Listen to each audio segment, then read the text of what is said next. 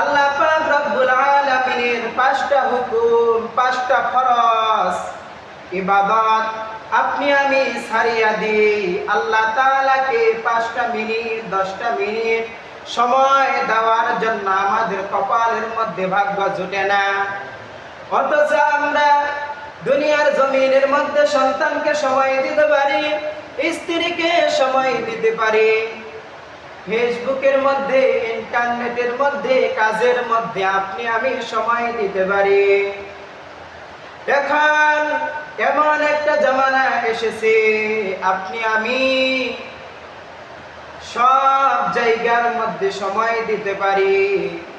এখন খেলা শুরু হয়েছে, ফুটবল খেলা, আর্জেন্টিনা ব্রাজিল।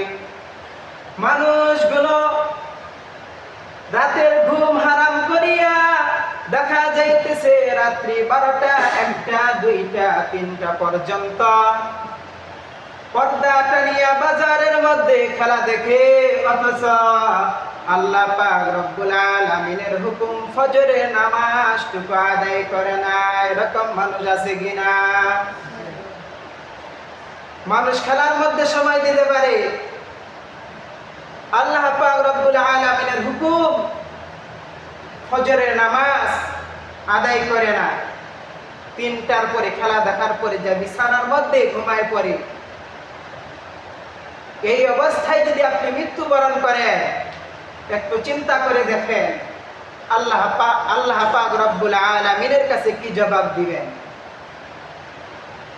আল্লাহ পাক রব্বুল আলামিনের কাছে কি জবাব দিবেন?